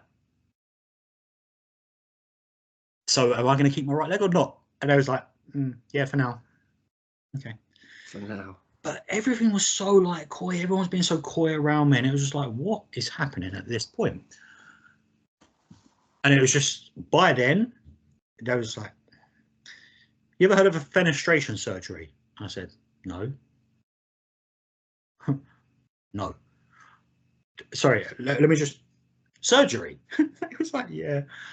Oh, Mr. Pinnock, let's create a pocket. What do you mean? So basically, Mr. Pinnock, we're going to go into your stomach and we are going to cut open a window. Pardon? What does that mean? I said, it's, you know, it's going to cut you about that. In your stomach, we're going to create a window. I said, why? And I said, so fluid can pass through from your right hand side through to the middle, where then it is absorbed more. And then it actually seeps into your muscles and your organs more. And then guess what, Mr. Pinnock? It just goes into your kidney, pushes into your bladder and comes out the other end. I was like, okay, sounds pretty cool. Could you imagine after five open hearts, 3 various ECMO surgeries, an amputation, another transplant, I then have a keyhole surgery, and it took me so long to recover. Really? The keyhole surgery was the worst surgery I had. That's mad. I think it was like a 16-day recovery. Yeah. But when I say 16 days of being in pain, it was terrible. It really, really was terrible. But I got out. I was still very swollen. Like my stomach felt like I was out here. It was horrible. And you know how I resolved it? Because they always said to me, don't overdo it in a day. If you get a bit breathless, it's not your heart, it's the fluid. You know, it's your body just saying, just give me a break. And we went to Norfolk for my father-in-law's birthday, Monday. No, it was a week. It was 7 days. And every single day I walked over 20,000 steps. Wow. And that is how my stomach deflated as such. They said, don't push yourself, and then you're doing 20,000 steps. I'm Tom Pinnock. Yeah. If you haven't realised by now, when people say that's not the best thing to do, in my head, I'm like, if they're saying that's not the best thing to do, what they're telling me is maybe that's your end goal and that's what we'll work towards. So don't do it now. Don't do it all now. Build yourself up. But sometimes, if I feel good, do it. Yeah. And you know what? And if it don't work out, then at least we know, all right, we got that far. It's like climbing 10 ladders. Okay, you got to ladder number 6. You might have fallen off. But okay, maybe we know you can get there. Yeah. So unfortunately, it might not be the best way for everybody. And anybody watching this, listens to this, do not do what Tom Pinnock does, because what Tom Pinnock does is what Tom Pinnock does. And it works. Listen, it works for me, and it worked for me. We're not saying now that if anything else happened in life that it would work for me. But the thing that works for me, and as I know has worked for you, that has worked for every single other person. Positive mindset. Yeah, definitely 100%. I think having, not just having a wife, a daughter, a dog, 2 stupid cats, and a great support network of everybody I've met since this journey, not just friends and family, but all these new friends that I've collated and all these people I speak to on a daily basis, whether they've got heart conditions, whether they've got, because bearing in mind, I had no heart conditions. Yeah. Nothing wrong with me at all. Yeah. Apart diabetes, which I got when I was 13. My HbA1c, which is like your level, is 39. A non-diabetic is under 40. So if you looked at my bloods right now, you would say I'm not a diabetic. Yeah. But I am. And they offered me a pancreas transplant, as they do with kidneys, because a lot of kidney patients are diabetic. I don't know why, but they offered me a pancreas transplant. You know what I said? No. And the reason, no, well, it's not just that, but if I wasn't diabetic, if my blood sugars did not go high the following morning after my heart attack, who knows what had happened? Yeah, very true. For one thing in my life that I have not been in control over the last 3 years, because I haven't been. Last 3 years I haven't been in control of my life, but there's one thing that I am in control of: my diabetes. So I'm not going to take something away from me that I am in control of. And unfortunately, for everyone else, it's the one thing that clearly indicates problems. Yeah. Now, knowing your own body is a massive, massive thing that I think everybody needs to be in control of. When you don't feel right in any kind of aspects, okay, you will go to the doctors, you might make a phone call. Maybe in this modern day and age, as people grow up and they do things independently, they might not, because your parents always done it when you was younger. And then it's one of them, I'll do it tomorrow. If I don't feel well in the morning, I'll do it tomorrow morning. You are number 15 in the queue. No, bollocks to it, yeah. I'll see how I feel in the afternoon. How are you feeling? I feel all right. Well, I'll see how I feel this evening. And then it's a continuous loop. That gets no one nowhere. So that is why I never had that pancreas transplant, because I feel like now if I ever phone the doctors and say I've had a heart transplant, by the way, and they're like, okay, right, come in about 30 seconds. Yeah. Unfortunately, being this ill does have its privileges. Yeah, I find I get, like, people message me, I can't get a doctor's appointment. If I ring up, I'm just in there straight away generally. Yeah, it's laughable. It is laughable, because half the time I don't feel like I need a doctor's. Yeah. And it's only from my wife literally going, no, I think you should. And I'm like, all right, maybe in my head I probably should, but I'm still that stubborn person that goes, nah, so I feel tomorrow. Yeah. But see, I've had loads of issues. I had meningitis this year. Well, viral meningitis, suspected meningitis. They treated me for a brain infection, and because of this bleed on the brain, that's why it was so like everything had to happen there and then. Yeah. An ambulance. I slept in my daughter's room because she's got like blackout blinds and all that. So I slept in there with a frozen flannel on my head. Yeah. The right hand side of my head. Mm. And it was just like here. It wasn't anywhere else. Just felt like I'd been hit by a bat repetitively. And we sort of knew it weren't going down the route of sepsis, like any kind of blood poisoning, because when I had sepsis the second time, I started to like get really like, where am I? Who are you? Like what? And I remember the ambulance. What day is it? And I was like, I don't know, but I think I've got dialysis in a minute. And I was like, just really confused. Yeah. And mate, that was on a Sunday, and my missus was like, "Oh, he hasn't." And I was like, "Yeah, this is common traits of sepsis. Like he's failing quite badly at the moment." So yes, I've had a lot of ups and downs, but the positive thing, like I just mentioned, on is a positive mindset. It's horrible having a wife and a daughter, and especially with a daughter who's now 4 and understands a lot. Yeah. And if I mention the word hospital to her, she will have a breakdown. So, Daddy, don't go to hospital. Like, no. It's a checkup. It's this, it's that. And, you know, over the 6 weeks holiday, she had to come to a couple of appointments with me. She had to come to Adam Brooks. Luckily, she's never had to go back to Papworth since. But she knows that's the Blue Hospital. That's Daddy's Heart's hospital. Yeah. She knows that, and it's horrible. It is horrible. But I'm kind of glad as well. I'm kind of glad she understands. You know what was really, really weird? The day before my kidney transplant, I took her into her room to take her to sleep, and she was like, "Hey, can you read me a book?" I was like, "Yeah, you pick a book out." And I bought her a kidney dialysis and like a kidney transplant book, like a children's one, so they can understand, especially about dialysis. And she picks out kidney transplant and kidney dialysis book, and I was like, "All right." So I read through them. I had a little tear, and then obviously the next night, get the phone call, which was like, how did that just happen? It was only yesterday. Why did she pick out these books? She's 4. How has she done that?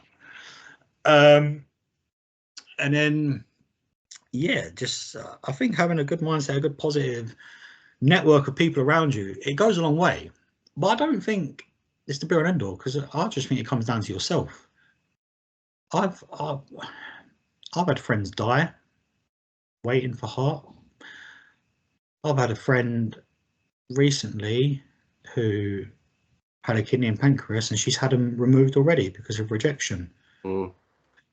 And I look at things, and people say to my friend Luke, who died waiting for a heart, he said one word to me, and it was like yours went so wrong. Surely mine can't be that bad. It happens. And he died not even having a transplant. You know, and I was speaking to someone recently.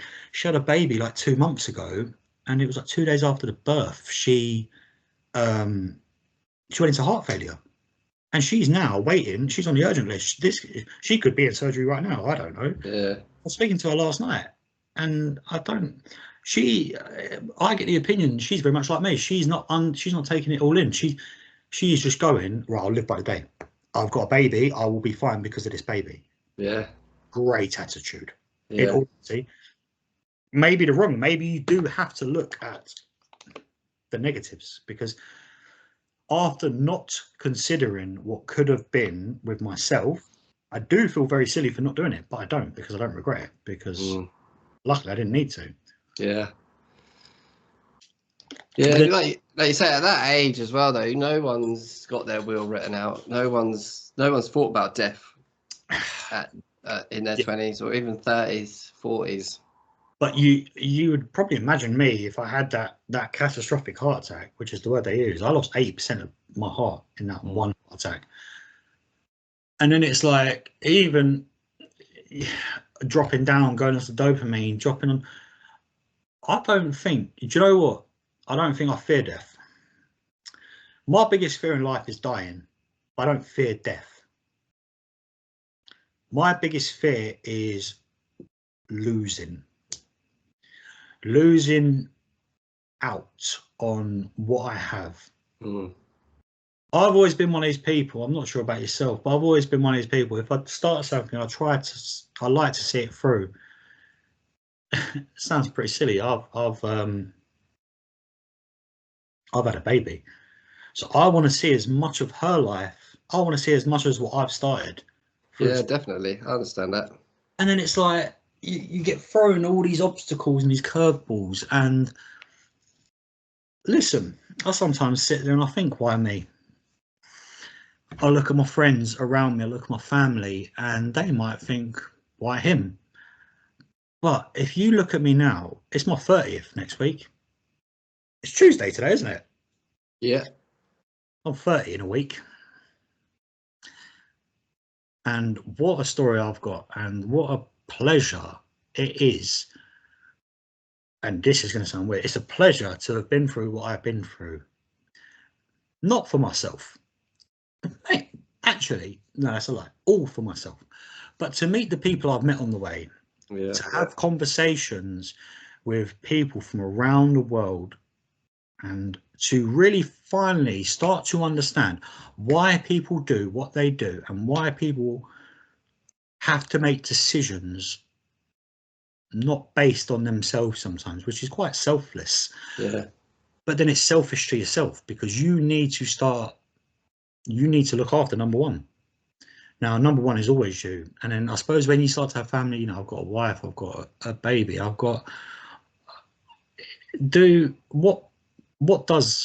do I then start to prioritize? What is my priority? And people always tell me, when you're that ill and you're in your situation, the priority is you. And I'm like, yeah, but it's not. Like, the priority is making sure that everyone else is fine. Yeah.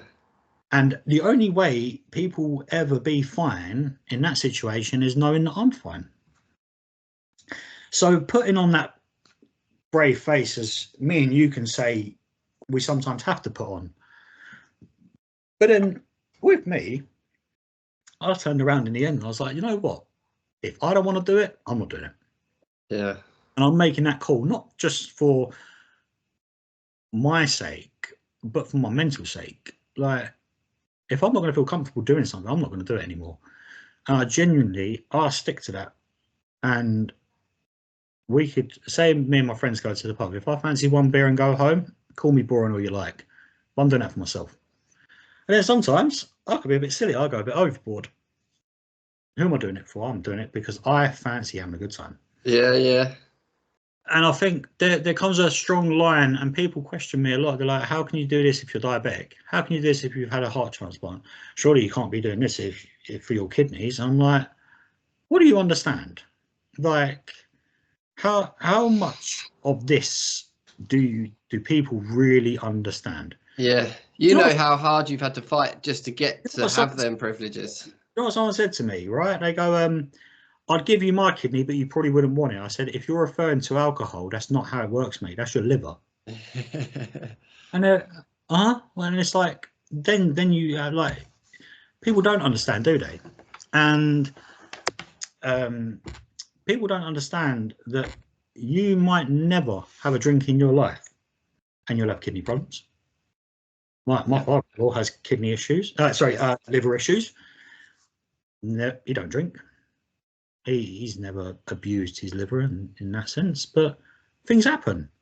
I never had a heart condition, mate. I played high level of football. I played every sport under the sun during school. I'd do anything. I was the most active person I knew. But then all of a sudden my heart went, no, I don't fancy this, mate. Yeah. Where does that come from? I try to look back and I think, where did it go wrong? But then that's where I stop, because what I've learned to think, I've learned to think this way. Whatever happens in life just happens. Okay, it is what it is. I love the saying, it is what it is. It is what it is till it isn't. Yeah. What isn't is the end of the road. So if someone, this sounds really stupid, if a crane ball dropped on my car and I walked outside right now, I couldn't be angry. Is what it is. Is what it is. Is what it is. Like, it's if me and you queued up 24 hours to get a copy of a video game, 24 hours we queue up, we get to the end of the queue, we're the last ones. Oh, sorry, the person before you just bought the last copy. Nah, is what it is. Oh, well, it was fun, wasn't it? Like, it's you can't look at things in such a negative light now. I think having everything I've had done, and listen, I stress about 1,000,001 different things a day, but none of them are ever my heart. Yeah. None of them are ever my kidney. It's never. People ask me about my foot and my toes, and they're like, oh, can you not do this? Can you not do that? I'm like, I'll give you a running race. I might not win, but I can still do it. Yeah. And that's what I can run. And you know what? I don't like to admit it, but I'm going to say it as a world first here. My little girl, she started reception this year, so she was in preschool last year. Sports day at the end of the term. Yeah. The year before, I walked it. I just walked because I said, like, I'll participate. And I was in a bad way then. And I hadn't had the kidney transplant this year. I was like, sod it, I'm running it. And I was winning right until the last, when one of the mums overtook me wearing flip-flops. Nah. I was gutted. So you know what I've done? No, I fell over. I didn't fall. I fell over on purpose. I sort of like fell to the floor. And everyone's like, oh, Tommy, you're right. I was like, I'm injured. That's why I didn't win, because I was injured. Not the fact that I got overtaken by a woman in flip-flops. Yeah, I was going for it. I was in such a stride. I run very funny now, but I was in such a stride. I was like, I don't know how to stop. So to the floor. We went to the fireworks display on Saturday, like with my little girl. And as we were walking, I fell over the curb, tripped over the curb, and I got a big bruise up my leg and on my knee. But here's what it is. Yeah. Well, like, even if I turned around and broke my leg, like, I wouldn't be angry. When I had the car crash a week before my kidney transplant, funny enough, it was an Italian woman who had hired a car, and when she showed me her rental agreement, she'd actually had the car under 40 minutes. And she drove head on straight into the side of me. And I got out of the car and I sat there for a bit, and it hurt. It did hurt a lot. But then I got out of the car and I just looked at her. I thought, right, this is going to go one or two ways. I felt really angry. Do you know why I felt angry? Because I was on the way to pick my daughter up. And if she was in the car, I'd have gone ape. Through the wall. But I got a car, and she got out, and like, she's looking. She was obviously a bit upset, and might have been her daughter. I don't know who it else was. There was two of them in the car. I was trying, are you both all right? And I was like, and their tones went up. I was like, no, calm. You all right? You're not hurt, are you? I was like, why do I need to make this into a situation? It's a car. It's a tin can. Yeah. I feel all right, and I was like, I hope like nothing's knocked. I hope my dialysis line is fine. I hope my heart's okay. But I was like, I feel all right, so I must be all right. It's an inconvenience, but it's not the end of the world, is it? It's an inconvenience. It's not a necessity. Mm. At the end of the day, like necessities for me now is making sure I drink 3 liters minimum a day. Oh, that's a challenge in itself. You imagine going from drinking a maximum of 500 ml a day. Yeah. And I did not wee at all. I might have had the occasional dribble once a week, but I didn't wee for 20 months. Wow. Then all of a sudden you're drinking 3 liters and you're weeing every 10 minutes. Yeah, literally. It's crazy. It's crazy. I've done well to hold on this long, but yeah, no, listen, life's funny. Life's transplants, they happen. It's a miracle in essence. You just haven't had you haven't just had a normal transplant, Tommy. You've had everything that's been thrown in on top, around the sides, through the middles. They worded it to me. If anything could have gone wrong, it did go wrong. Yeah. But they also went. A lot of things went wrong in ways they couldn't understand, and that's what perplexed them so much. They're like, we have people clinically more ill than you, like in ways that you might not comprehend. But at the end of the day, why is nothing working with you? People that were more ill than me, they had a treatment plan. With me, every treatment plan that come along didn't work. So that's why my story is a bit different. And that's why I can look at my story and I always think to myself, like, do you know what, Tom? You've done all right. You've done all right. So there's a lot of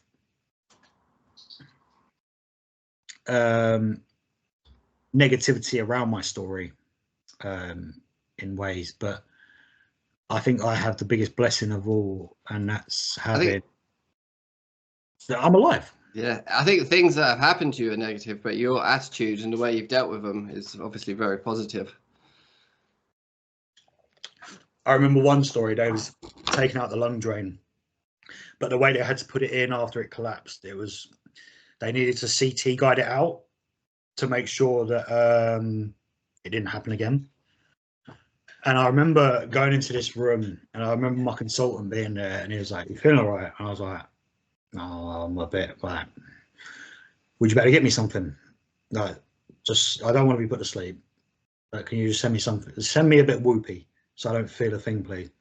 And he went, "I'll be back in 10 minutes. And I've never seen this fella like run. And he come back, honestly, they was waiting for ages. They was setting all these things up. I was in the CT room. They had to put like an extra couple of cannulas in. And I was like, we're going to try and just do it this way for you, and hopefully you'll be pain free. And then he come in, he had this tiny little vial. I kid you not, it was about this big. And they went, "Are you sure?" I was like, "Look, just give it to him." And how much should we give? 1 or 2 mil? Sod that, give him the whole 5 mil bottle. And I started laughing. I was like, all right. And then all of a sudden, they was like, right, we're going to put this in. And Dr. Louise Martinez, he was my consultant. He was actually a junior. He was learning to become, he was a junior. My whole story, he was a junior. And when eventually I was discharged, that's when he became a full-time consultant. So it was quite nice. I had that story with him, because where all the consultants would come in the room, he'd come check my venous pressure in my neck. And he was doing all the little gritty bits that technically the consultants should do, because they had a trainee with him. Yeah. So me and him got really, really close as friends. And I actually went to Papworth last week and I see him. And I was so overwhelmed that I see some of my favourite coordinators, my favourite consultant. I was so over the moon. But I remember when he was injecting this thing into me, he went, "Right, Tom, just be calm, mate. Just do what you do best." And I was like, "Got ya." And I remember my eyes shutting, and I was awake the whole time apparently. But about 2.5 hours later, I went, "Right, I'm ready." And he went, "Pardon?" I went, "I'm ready. You can start now." And they went, Died. you can take that silly thing out my chest. And they went, Tom, that was ages ago. I was like, what? And I remember like looking, I was like, oh yeah. I was like, how'd you do that? And they went, you have not shut up for the past 2 hours, Tom. I was like, without being funny, can you go to sleep? And I was like, what? And I was like, you have not shut up. Because you have been speaking.